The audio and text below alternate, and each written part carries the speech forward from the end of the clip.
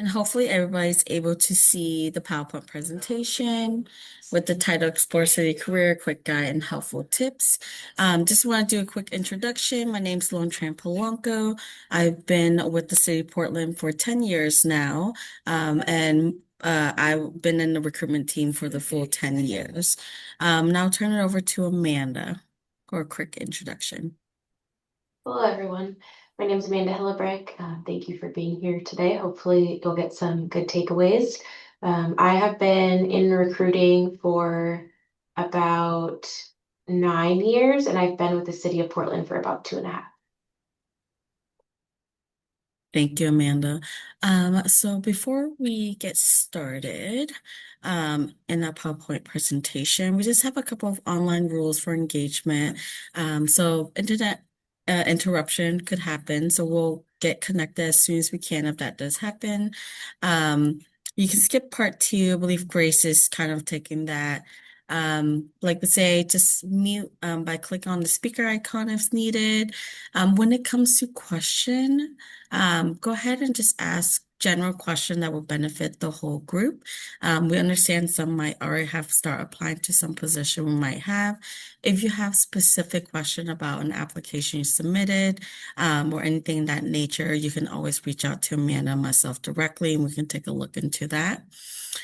Presentation material, this is for our standard presentation that we do monthly, but Grace, do you know when material will get sent out after this workshop? Yeah, it'll probably be a couple hours before it's up on the website, and I usually wait for that, and then that way I can send the link and you know, your PowerPoint presentation and the other items that you shared to support job seekers. Okay. Perfect. Thank you, Grace. And something to also note, the presentation Amanda and I are doing today is a very shortened version of what we typically do for our monthly session that we host virtually. But the PowerPoint presentation that you will be receiving and will have access to is going to be the longer version. So there's always going to have a lot more information.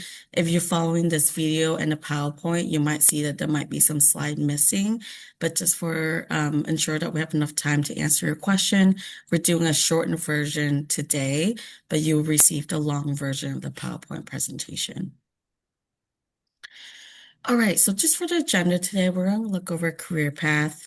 We're going to talk about creating a government jobs account. If you have not applied to the city of Portland, then you will have to create a government jobs account. But this also entails if you apply to any other government agency that use government jobs, you most likely already have an account. We'll go over how to find jobs, application tip. We'll do a brief activity, depending on what time looks like. Go over some interview tips, reasonable accommodation requests, what that process looks like, and then veteran preference. So hopefully you can kind of see this. This is the current structure at the City of Portland. So we have 4 service areas: city operation, community, economic development, public safety, as well as public works. Then you also have what we are currently working on, and we'll be living into the structure in the new fiscal year. Is the core realignment, where we will centralize human resource, procurement, technology, communication, engagement, equity, and then our budget and finance. So there's a lot of changes that are happening here at the City of Portland regarding what the structure will look like. But the 4 main service area that you'll see is the city operation, community economic, public safety, and public works.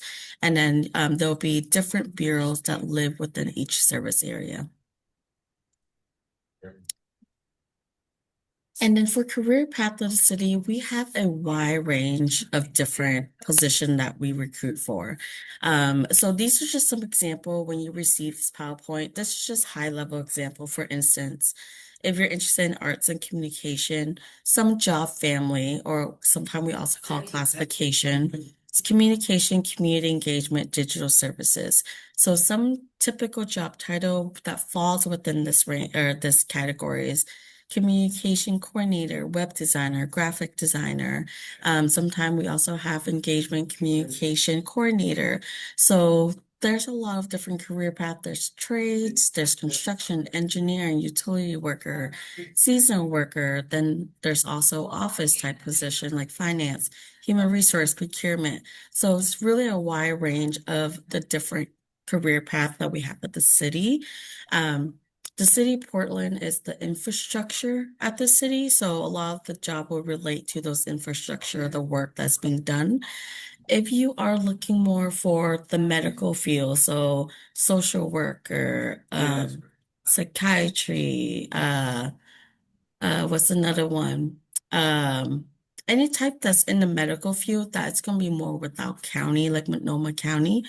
We do have a couple position within Portland Fire and Rescue as well as a public safety service area where you do have position like mental health crisis responder, registered nurse. Sorry, I'm also in the office, so if you hear any background noise, that's what it is.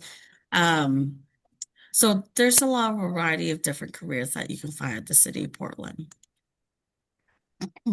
So really the first step is creating a government jobs account. So if you applied to a city before, I believe if you applied to City of Portland, City of Gresham, City of Beaverton, we all use government jobs. So once you create an account, you can apply to any other agency that utilize this platform. So it's a one-time account creation. You just want to make sure you fill in all the information that's being requested for. So your main one is your email address, which is an email that you are checking on a daily basis, because a lot of our communication are via email. So you want to make sure it's an email that you're checking every day. A user, a password, and then also what's new is that you can also use and sign in with your Gmail account. That seems to be the easiest for a lot of our applicant because it's attached to your Gmail. So the next time you log in, you just have to say sign in with Google. Or you can also do it the traditional way of entering your username and your password. All right, with the City of Portland, our career page. So this is our website that you can go there, or you can scan this QR code. But new jobs are open every Monday. So if you're typically checking throughout the week at different organization, for the City of Portland specifically, all of our jobs are open on Monday. Occasionally, there might be something that opens up on a Wednesday or Friday, but those are very high priority, and there's like a high urgency to get those positions open. But I would say majority of the time it's open on a Monday. There's also the job interest form. So when you are on a website, there's going to be a menu. From there, you'll see a job interest form. It's a good way to fill out the form. It's good for 12 months, but anytime a position opens up in one of the categories that you have selected, you'll receive an email notification about it. A good tip I like to give everyone, to select all the categories. Sometimes they're subjective. Between Amanda and I, we might be opening similar job, but we might have different categories that we might select. So it's always good to just select all the categories on Monday. They'll send out an email of all the different jobs that we have open up at the City of Portland. There's also job seeker resources. In the display bar, if you hit show more, there's more information about ADA, veteran preference, what the recruitment policy and processes, what all of that could look like for a job seeker. And soon we'll also be launching a application tip web page as well. And then there's also something we just added called classification specification. These are kind of like all of our job family that we have at the city. So you can go through the different classification to read more about the position or about the job, what they could be doing, responsibility, duties, as well as what the minimum qualification could look like for those jobs.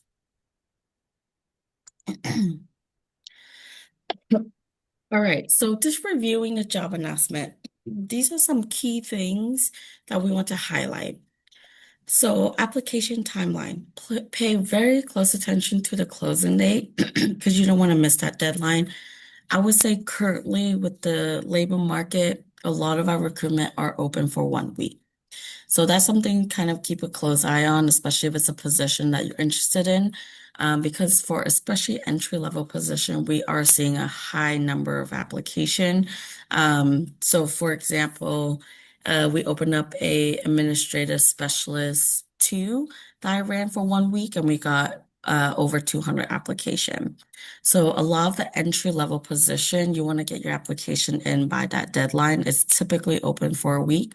And Amanda, feel free to jump in anytime if I'm missing anything. Um, it's always closed at 11:59 p.m. according to the system. So all of us, when we're setting our clock, we can be a minute off, 30-second off. So always try to get your application before 11:59 because you never know when that's going to hit in the system and close down that application portal. If you're running into any technical issue, you want to reach out to the recruiter on the job announcement right away. So 11:59, for some reason at 11:57 you can't submit. Get an email to that recruiter at that time. Don't wait 2 or 3 days to reach out. By then we can't do much.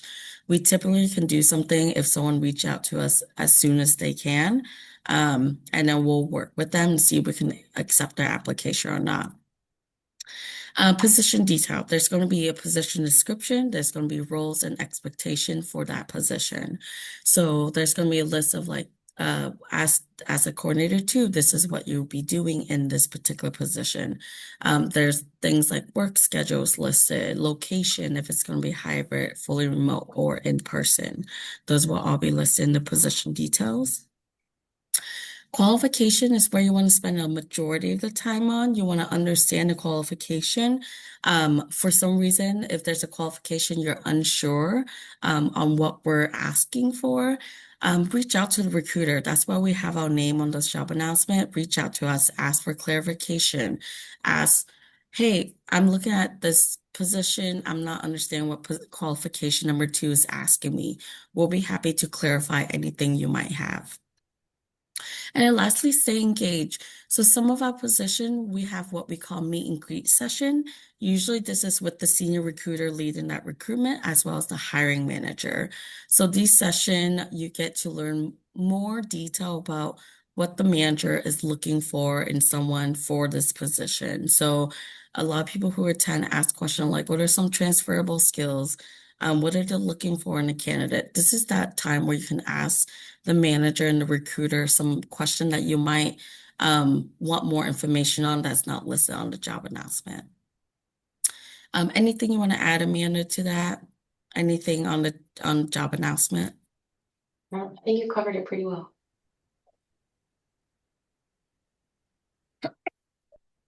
And lastly, we want to again focus on the minimum qualification. Some common mistake that we often see. Not clearly addressing the qualification. So sometimes we see, for example, let's say experience utilizing Microsoft Word and Excel. And then someone can say, I have experience utilizing computers, right? Computer, you can utilize it for a multiple of things that's not Microsoft Word and Excel. So not addressing it clearly. I'm failing to provide example that shows you meet the minimum qualification. So again, let's go back to the Microsoft Word and Excel. You provide an example that has nothing to do with Microsoft Word and Excel. So I have done schoolwork, right? That doesn't provide us any example that shows that you utilize those software. And it's self-eliminating too quickly. I always encourage everyone, as you're reading through the minimum qualification, if you feel like you didn't meet one, don't self-eliminate yourself too quickly. Pause and think about transferable skills. So an example that I will always remember because I was like, this is so unique. I was like, it stands out. The minimum qualification has to do something about coming up with a strategy, a business strategy. They haven't been in like a role where like they will have to come up with a business strategy, but they utilize their lived experience of playing Dungeon and Dragon, where you have to come up with a strategy, right? Those are the lived experience transferable skills that can get you to meet those minimum qualifications. So don't self-eliminate too quickly. That is a common mistake that we see a lot in our applicant. Tips. Looks for keywords and requires skills. So we'll go over this shortly. Match your experience to the qualification and consider all relevant experience, your work, volunteer experience, school project, as well as lived experience. So Thank you, Grace. Um, so when it comes to minimum qualification language, this is really important. This is where we spend a lot of the time on looking at those keywords. So every minimum qualification is going to start off with either experience, ability, or knowledge. So what's the difference? How do you kind of interpret that? When we're asking for just your knowledge, we're just looking at where you obtain that knowledge. It could be when you've done the schoolwork, it could be from a self-training, it could be from on a job training. You don't necessarily have to have experience doing that particular skill or having that skills. We just want to see if you have the knowledge of something. Ability. Do you have the ability to learn a new software? Do you have the ability to learn this skill set? So talk about transferable skills. So for example, ability utilizing Microsoft Excel, right? Maybe a lot of people use Google Sheets. So that's a transferable skill. Say that, although I have experience utilizing Google Sheet and utilizing it to create data point, to organize information, it's very similar to a Microsoft Excel. So that transferable skill, it translates from one skill set to another skill set that demonstrate that you can be trained on obtaining that skill. Lastly, when we're looking for experience, we're looking, do you have experience? Do you have that skill set? We need someone to have that skill set the first day that they start that job. So no training, no in-depth training is needed for that skill set. So experience, again, it's not just about work paid experience. We're looking at unpaid experience like volunteer, lived experience. Those all kind of encompass what we're talking about when we're looking at experience. The two other set of keywords to pay attention to is this key set word of and or, including, and such as. So all these kind of have different things. So for instance, looking at number 3, we want someone to have experience with proficient typing and utilizing Microsoft Office suite. So we want someone to have experience utilizing Microsoft Office, right? Then we say such as Word, Excel, Access, and Outlook. Anything that comes after such as are examples that you can talk about having experience utilizing those, or you can talk about something that's similar like Google Sheets. So anything after such as or like high level example you can talk about, but you can talk about something else as long as it shows that you have experience utilizing Microsoft Office. So PowerPoint's not listed on here, but if you talk about PowerPoint, that is part of the Microsoft Office suite, right? So you would meet the minimum qualification for that. Look at number 2, including. I would say anything after the word including you want to include in your response to a supplemental question, in your resume, or your cover letter. So here is the ability to learn a new software program, including a custom database, an enterprise management system, and or a record management system. So you want to talk at least about 1 or 2 of these databases that you have the ability to learn based on any transferable skills that you have. If you don't address any of these items or address anything after the word including, you most likely will not be able to move forward to the eligible list, is what we call it at the City of Portland. So those are some of the keywords, such as like and, so like knowledge and experience reading and explaining rules, regulation, procedure in person, on the phone, or in writing. So how I would kind of break this minimum qualification down is I have to talk about reading and explaining rules and regulation, because they say reading and explaining in person, on the phone, or in writing to a diverse community. So when it comes to the communication aspect, you can talk about how you communicate in person, on the phone, or in writing. So as long as you address one one channel of communication, you'll meet that. So for instance, I would say I have knowledge and experience reading and explaining rules and regulation that we have at the City of Portland. When I am out at the job fair, I'm communicating the recruitment policy and procedure, right? So I'm addressing each of those skill set that we're looking for in number one. And we'll have a little practice with this when we're doing the recruit activity. But for now, I'm going to turn it over to Amanda to provide some tips and resources on the application material. Can you hear me okay? Okay, perfect. Lona answered some questions in the chat, but if you wouldn't mind taking a look and see if you have anything to add. There's one about veterans' preference for caregivers, which I was unfamiliar with, so yeah, and then I'll ask you to advance the slides as I go. That's okay. All right, responding to supplemental questions. So you're gonna treat them like interview questions, and you want to write clear, full answers that explain what you did, how you did it, what happened because of it, and use real examples from your work experience. We're going to talk about the STAR technique later on, but that is sort of similar to how we want you to answer the supplemental questions. So I find that usually 1 to 2 paragraphs is probably sufficient, but you just want to make sure that you have addressed all parts of the question.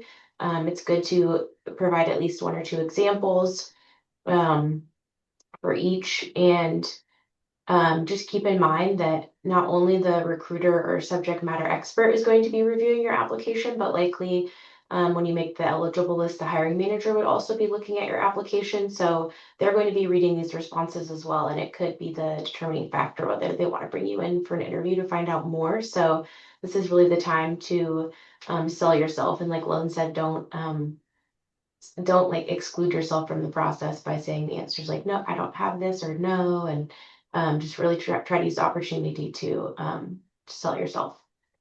And then use examples of any relevant experience. So those could be from current or past jobs, internships, volunteer work, military service, community leadership roles, school projects.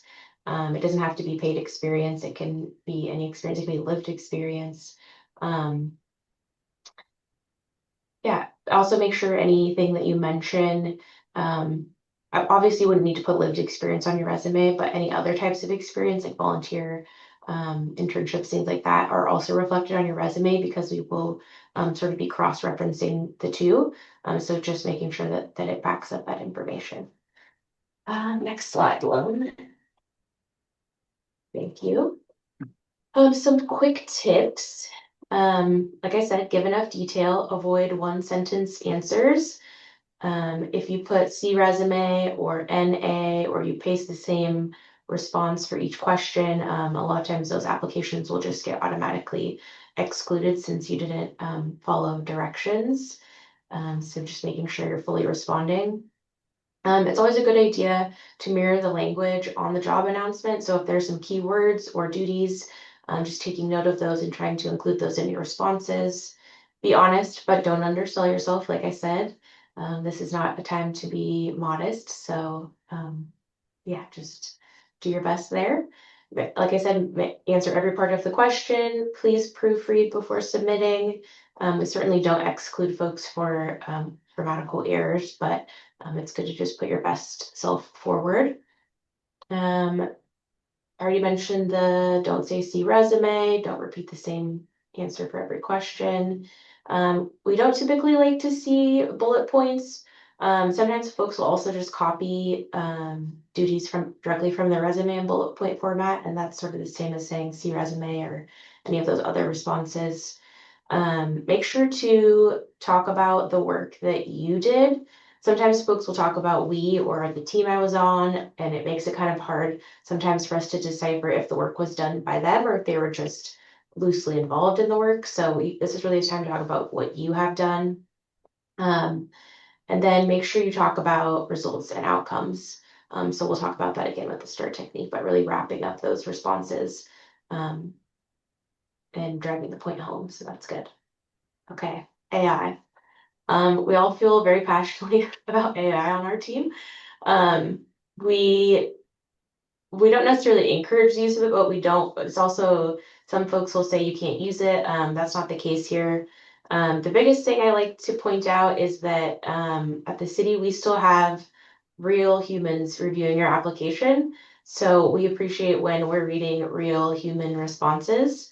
We have seen quite a steep increase in AI assisted applications. And we know it's a tough job market and it can be a good help, but we do still want to see things in your words and have them be your ideas. Don't use AI to fill in missing experience. Sometimes we'll even see it create things like, oh, I worked for company XYZ. And then there's no company XYZ on the resume. So just things like that. Please proofread and fact check information. Um, I think it's great if you have questions about the minimum qualifications, or if you're like, I think I might have that experience, so give me some examples. And then you could say, oh, I do have that experience, and then writing it out in your own words. And then again, protecting your privacy. Don't put any of your confidential information, names, addresses, or any of that stuff into AI since it is a public system. But yeah, it can certainly be a really helpful tool, and you may make the eligible list even when using AI because it can be pretty good now. But hiring managers and recruiters have a pretty good eye for spotting it. And so if, a manager's looking through a list of candidates to bring in for an interview, they're likely going to go with the candidate with the genuine response versus the canned, oftentimes lengthy AI response. So yeah, thanks, Sloan. Resume tips. So at the City of Portland, we do not have a page limit. I did one of these presentations last week and I heard from an attendee that they applied to a different recent government job that had a 2-page limit. So it's probably good just to check with wherever you're applying. But at the city, we do not have a limit. It can be more than 2 pages if you need. We recommend including any and all relevant experience to the position as dating as far back as you have it. There's no cutoff. As long as it's relevant or you're, drawing those transferable skills from the roles, it's good to include it. We do not look at when you obtained it, but rather that you have the experience. We also use that information in our classification compensation review. So it can help determine where you land in the pay scale. So the more information you can include, oftentimes the higher your pay might be. So that's really good. Make sure to include the month and year of your experiences. This is just for us to verify again with the pay equity when and for how long you were doing the roles. But make sure you don't include dates for your education, your age, or please don't include your date of birth. We recommend keeping your resume format simple and not over designing your resume unless perhaps you are applying for some type of design role where there might be value in having a fancy resume. But readability is the biggest thing. And one additional thing I'll mention, I recommend updating your resume. I recommend keeping a long, all-inclusive resume of any and all experience that you've had as dating as far back as your work history goes. And then when you go to apply for a role, this does take a little extra time, but I think it can really be the difference between getting an interview and not getting an interview, but really catering your resume and pulling that relevant experience over to create a draft specifically for that role so that you can sort of highlight different duties that you might have had that align closely with that job description. And again, looking for those keywords from the job description and trying to incorporate those into your resume. So just taking even the extra like 20-30 minutes to do that can make a huge difference.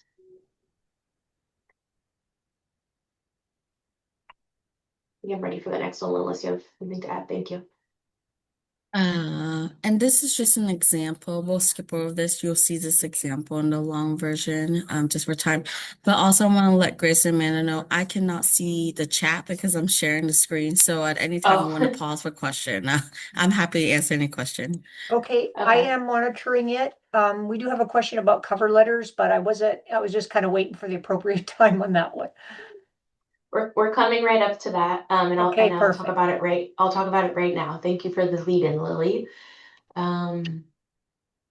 Okay, cover letter tips. So at the city, you'll either see a request for resume and supplemental questions or a resume and cover letter, but we're never going to make you do a cover letter and then also respond to the supplemental questions.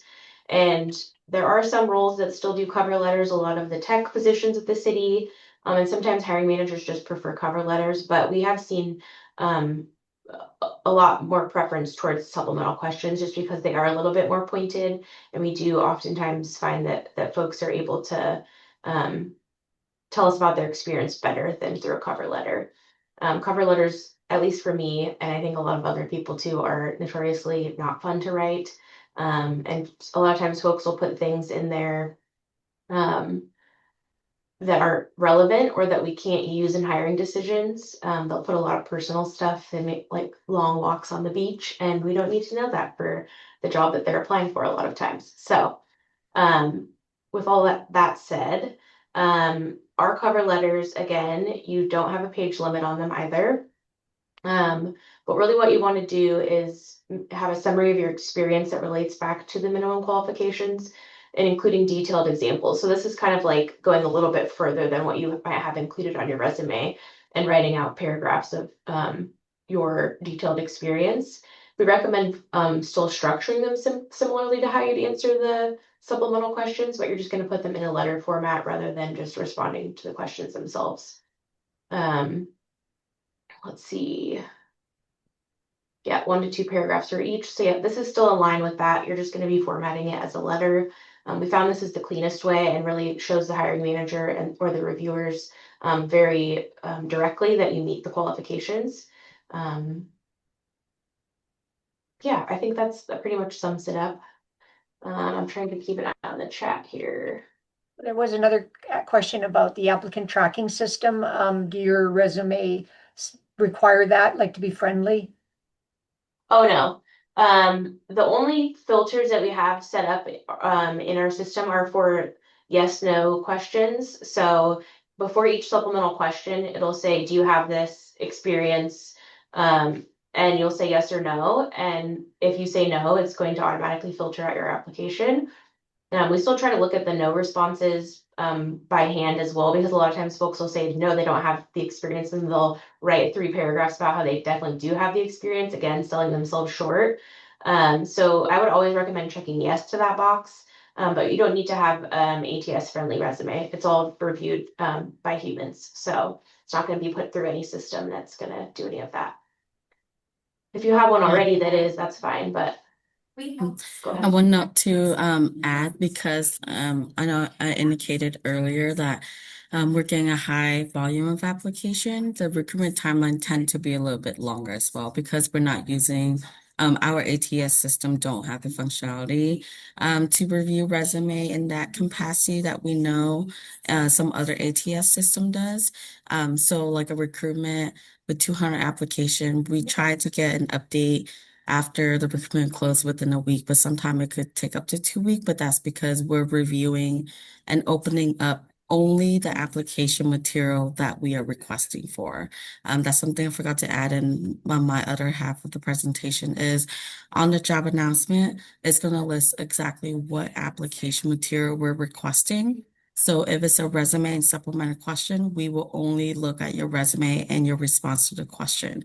If you attach a cover letter, we would not open that cover letter up. So definitely just spend and focus on the material that's being requested for, that's listed on the job announcement. Thank you, Lynn. Amanda, are you seeing that other question that's coming through from Meredith? Yep, we've got 2 questions in there, which I'm going to answer right now. Meredith said, since the government jobs website saves your resume in form format, does it make sense to revise the resume in the form for each application, or does each municipality application see the same form regardless? So I know exactly what you're talking about. I have applied at many government jobs over the years. The way the city does it, we don't have you like type in your full work history. You might already have it in there for some other roles that you've applied for, but we just have you attach a resume. So I would recommend making updates because we're not going to see, because we have our settings set a certain way, we're not going to see all of that you put in maybe for other positions. We're just going to see whatever you upload. So that might be kind of a pain if you've already put it all in there, but it does give you the opportunity to cater it to this role specific to what you're applying for. And then Lynn asks, how should a gap in employment be treated? So Um, a couple things to note here. You're certainly not required to address a gap in employment.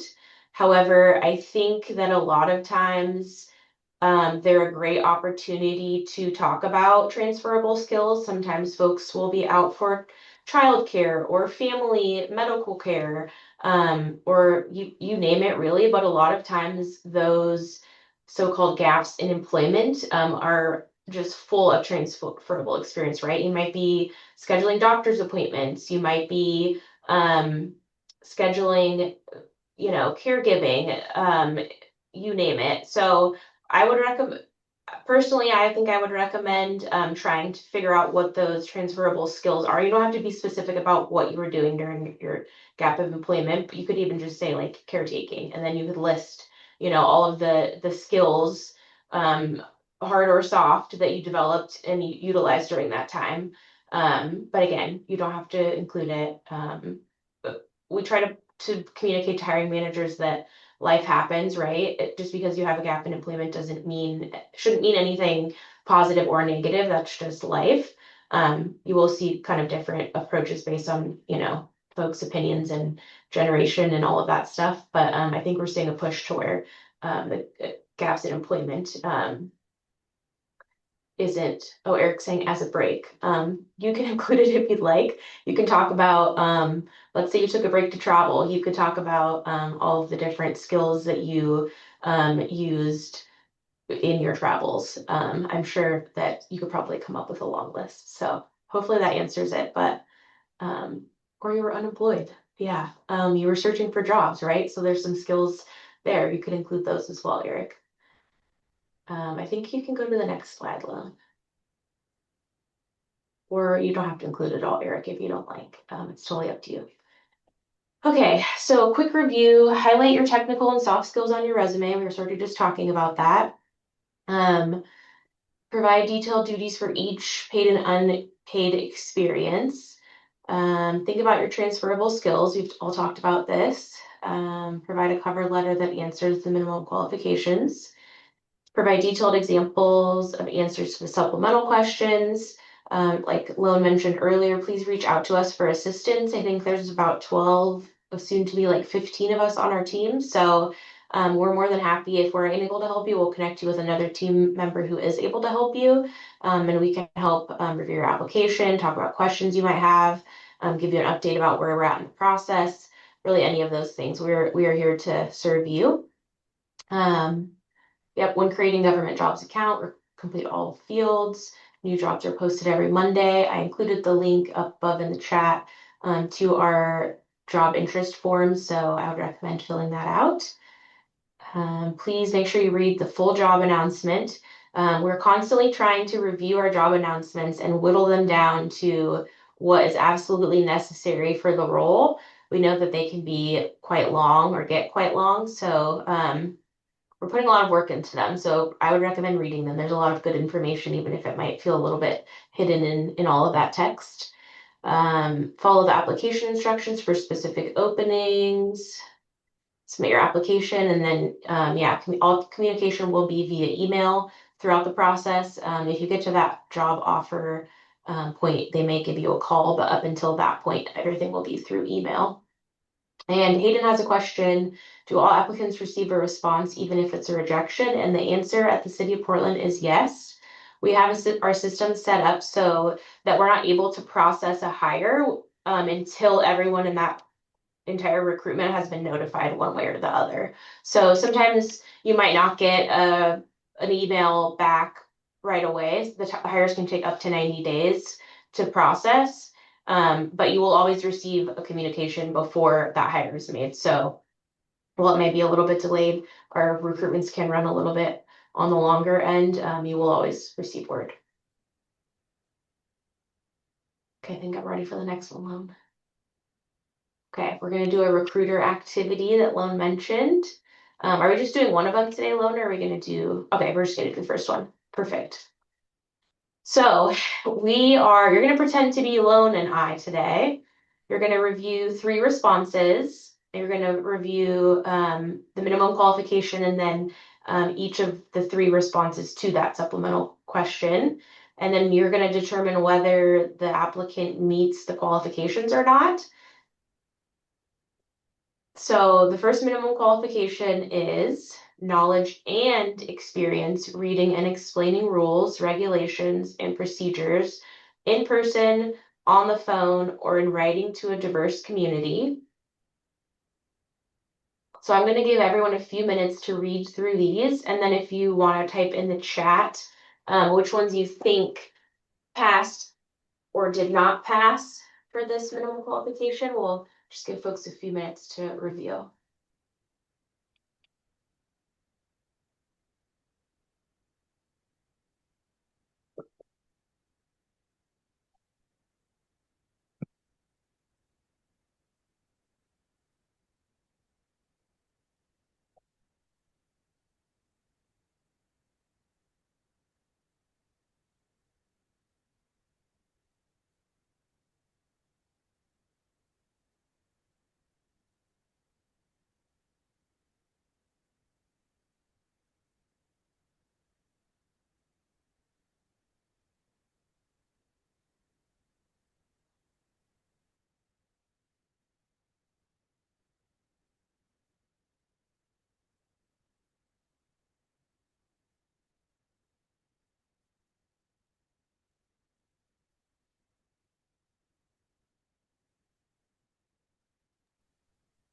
Give it another minute or so.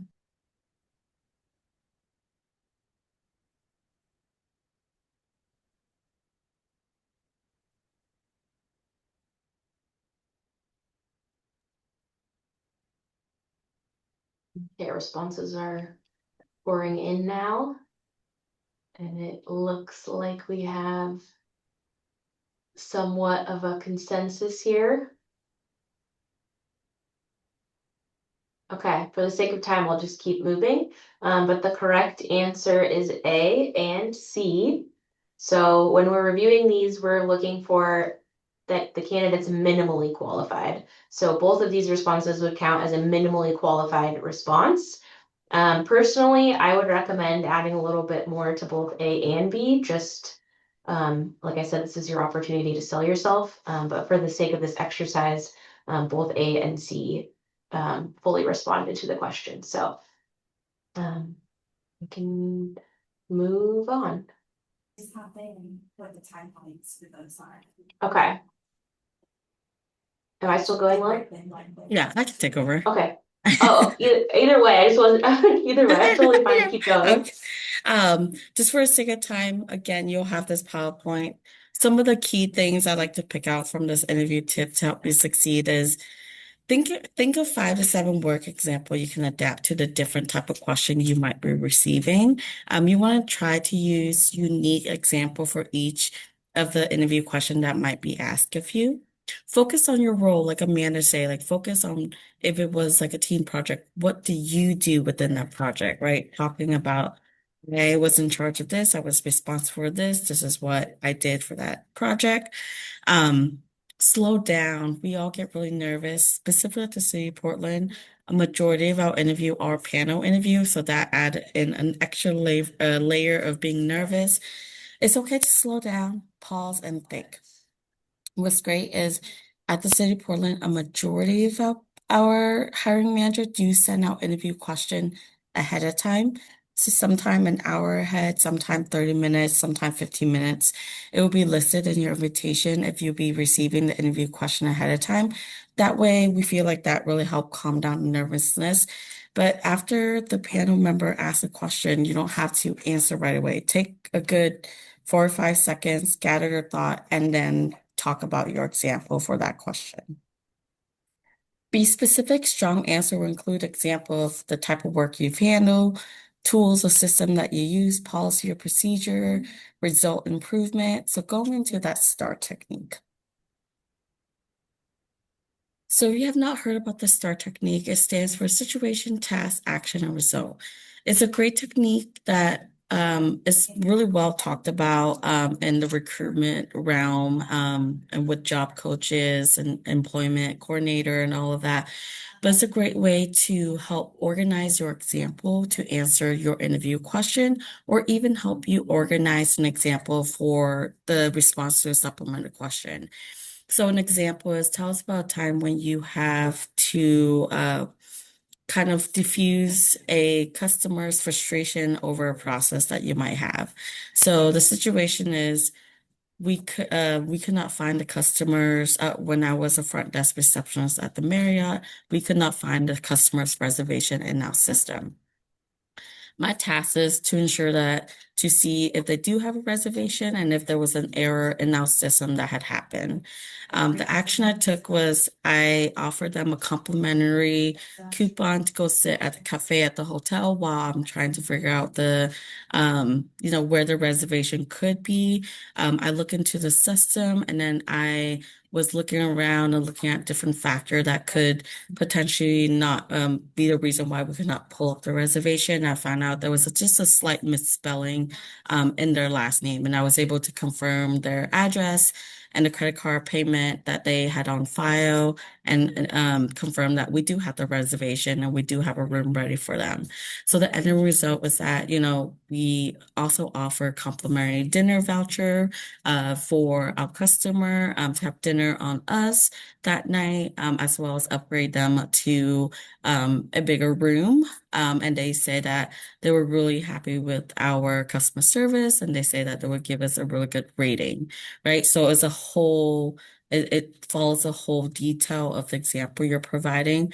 When we get nervous, we tend to talk about the task and the action, but we forget to set up what the situation and what was the ending result. And Grace will also send out a material where we have more information about the STAR technique. The last few slides just about accommodation vet preference. So when it comes to reasonable accommodation, it includes many different things, right? This is needing additional time to complete your interview or a test. Alternative format for written material if you need the text to be enlarged.